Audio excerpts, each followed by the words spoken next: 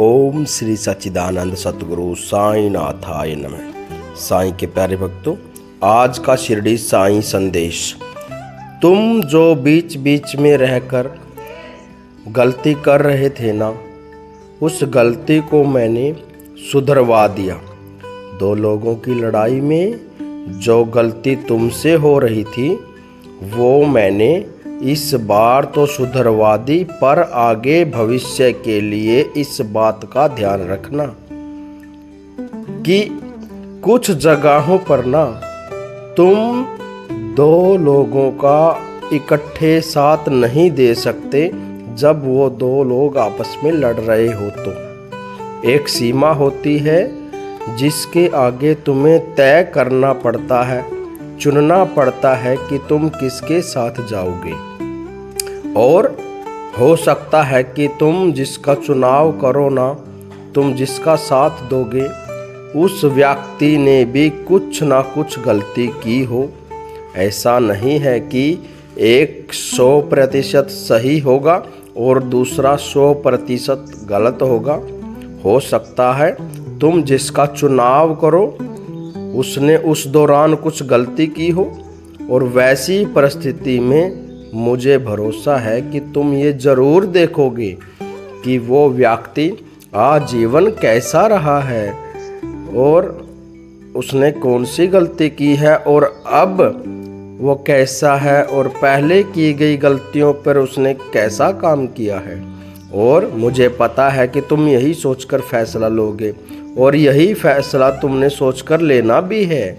कभी कभी लोगों से गलती हो जाती है, परंतु साथ उसी व्यक्ति का देना जो अंततः किसी के साथ अन्याय नहीं करेगा, और वैसे लोगों का साथ मत देना जो दूसरों का आत्मविश्वास तोड़ देते हैं। अगर आज वो दूसरों के साथ कर रहे हैं तो कल वो आपके साथ भी कर सकते हैं। तो ऐसे लोगों का साथ देना मतलब अपने लिए भी वैसी ही परिस्थिति का बुलावा करना। खैर, मैं तो तुम्हें बस यही समझा रहा हूँ कि तुमसे जो जो गलतियाँ हुई थी ना, एक बार में याद करो। तुमने कल कुछ लिखा था ना, और लिख कर एक बार में तुमने जवाब दे दिया और सारी गलती तुमने सुधार ली, है ना? ऐसी ही बात है ना बच्चे? अच्छा, एक बात मैंने तुम्हें कहना है। तुम शायद हर एक चीज़ को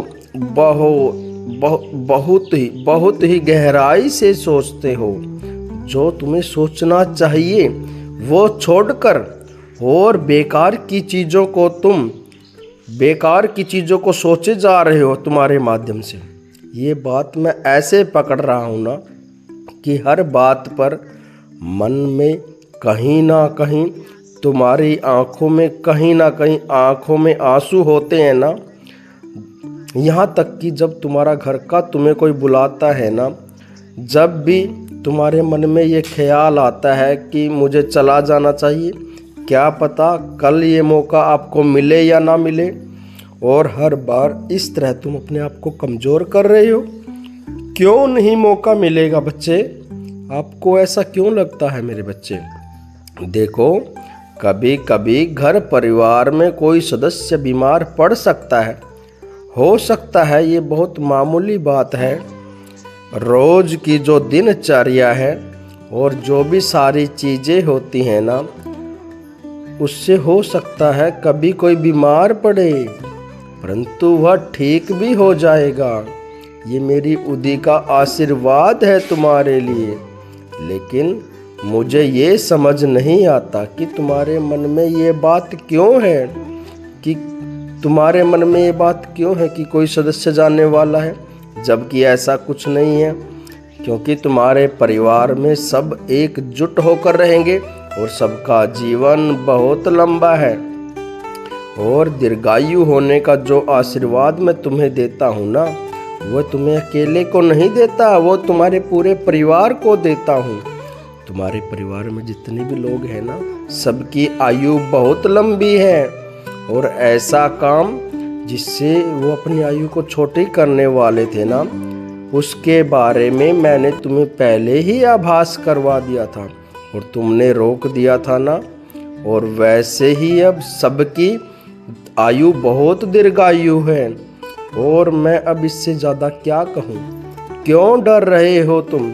ये जो तुम्हारे मन में मौत को लेके डर है ना, तो ऐसा कोई भी काम होने वाला नहीं है मेरे बच्चे जिससे कि तुम टूट जाओ, बिखर जाओ या जीवन तुम्हें तबाह कर दे। ऐसा कुछ नहीं होगा मेरे बच्चे। हाँ, अगर कोई ऐसा व्यक्ति रहा जो अपनी पूरी जिंदगी को अच्छे से जी लिया हो और अब उसकी इस वाले चक्कर की समाप्ति का समय होगा, तो हो जाएगा। पर वो तुमसे जुड़ा हो या नहीं जुड़ा हो, कुछ भी हो सकता। और ऐसे कई कारण होते हैं जो बेमौत हो जाते हैं और ऐसे बहुत से होते हैं जिनका जन्म भी होता है, लेकिन उनसे तुम्हारा कोई लेना देना नहीं है। लेकिन तेरे परिवार के साथ कुछ नहीं होगा। मैंने ये कह दिया है ना, अब कुछ नहीं होगा बुरा, अब नहीं होगा। बस ये बात समझो, अपने मन से इस डर को निकालो। और एक बात कहूँ, मौत को भी जीवन के तरह ही स्वीकार करो, तब असली आनंद आएगा।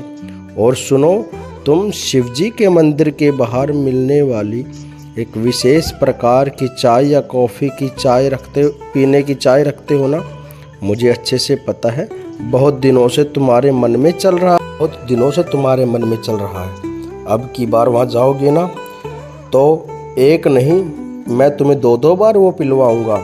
बहुत इच्छा है तुम्हारी, हर बार तुम्हारा वह छूट जाता है और रह जाता है। और सुनो, खुश रहो और आंखों से ये सभी आंसू पोंछ दो। आज का दिन मिला है ना, अपने परिवार के साथ मिलकर रहो और हनुमान चालीसा का पाठ करना। एक साथ मिलकर करोगे तो बहुत अच्छा होगा, बहुत सारा जाप होगा ना। और मेरी सलाह मानो ना, घर पे जो खाली समय है ना, अपने सभी सदस्यों को कुछ ना कुछ करने में व्यस्त रखो। और ये अभी तुम्हें बहुत अच्छा लगेगा, ये तुम अभी करवा दो। उन सब की बुद्धि भी ठीक रहेगी ना, और साथ मिलकर सब कुछ करेंगे ना, अच्छा लगेगा। और हमेशा खुश रहो, मुस्कुराते रहो, आगे बढ़ते रहो। मैं आ रहा हूँ तुम्हारे घर तुमसे मिलने, और हमेशा खुश रहो।